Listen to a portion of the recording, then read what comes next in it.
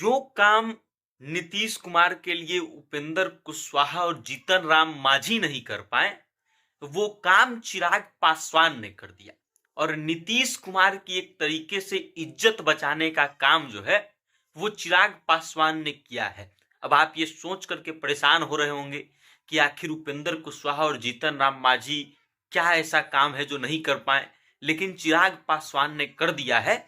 और चिराग पासवान ने कैसे नीतीश कुमार का इज्जत बचा लिया है, तो आज हम इसी मुद्दे पर बातचीत करेंगे और आपको बताएंगे कि नीतीश कुमार का इज्जत कैसे चिराग पासवान ने बचा लिया है।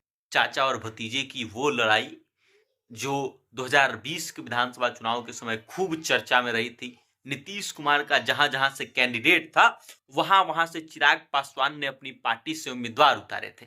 और उसके बाद क्या हुआ था ये सबको पता है। आज तक ये खबरें चलती है कि नीतीश कुमार चिराग पासवान से खासा नाराज रहते हैं। उनको ये बात रास नहीं आती है कि चिराग पासवान एनडीए में क्यों है।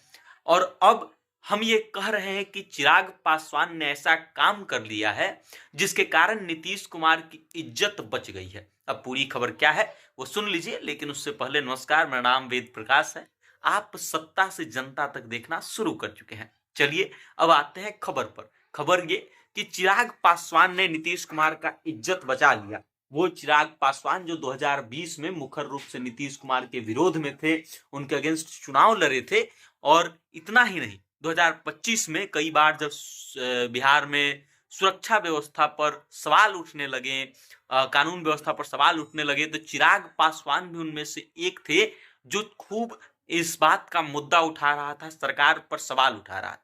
और वही चिराग पासवान ऐसा आखिर क्या कर गए जो उन्होंने नीतीश कुमार की साख बचा ली, इज्जत बचा लिया। तो सबसे पहले उपेंद्र कुशवाहा और जीतन राम मांझी की बात करते हैं। उपेंद्र कुशवाहा पर इस बार जमकर परिवारवाद करने का आरोप लगा। उनकी पत्नी जो है स्नेहलता कुशवाहा, वो सासाराम से चुनाव जीतती हैं, जीत करके विधायक बनती हैं। और उनके बेटा जो ना तो चुनाव लड़े, ना ही बहुत ज्यादा एक्टिवली पॉलिटिक्स में इन्वॉल्व थे, ना उनको कोई पहले से जानता था, वो अचानक से बिहार सरकार में मंत्री बन गए। और उसके बाद चर्चा होने लगी कि उपेंद्र कुशवाहा अपने कार्यकर्ताओं को अनदेखा कर रहे हैं। अपने कार्यकर्ताओं को जो मौका दे सकते थे, किसी अन्य विधायक को मौका दे सकते थे, वो उन्होंने नहीं दिया, अपने बेटे को मंत्री बना दिए। और उसके बाद से उपेंद्र कुशवाहा और उनके बेटे खूब सोशल मीडिया पर ट्रोल हुए।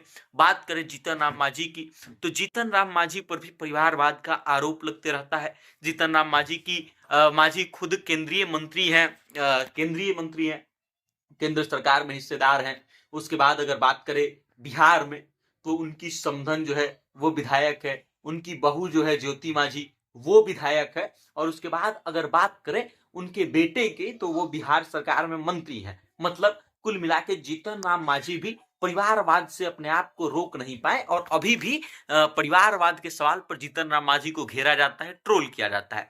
तो जीतन राम मांझी और उपेंद्र कुशवाहा जो है, दोनों लोगों के बेटों को जब मंत्री बनाया गया, तब इस बात की खूब सोशल मीडिया पर चर्चा हुई कि आखिर जो एनडीए खुलकर के राजद का परिवारवाद का विरोध करती थी, वो एनडीए क्यों परिवारवाद को समर्थन दे रही है। और इस कारण से सवाल उठे नीतीश कुमार के साख पर कि क्या सच में नीतीश कुमार ऐसा होने दे रहे हैं। क्योंकि अब से पहले ये कभी नहीं हुआ था कि नीतीश कुमार चाहें और उनके परिवार मंत्रालय में, उनके पार्टी में, उनके सरकार में परिवारवाद जो है इतना हावी हो जाए। अब आइए चिराग पासवान कैसे साख बचाते हैं।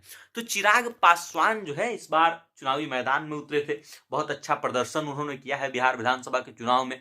और उसके बाद होता क्या है, जब चिराग पासवान को दो मंत्री बनाने थे बिहार सरकार में, तो कोई अपने घर के किसी व्यक्ति को वो मंत्री नहीं बनाते हैं।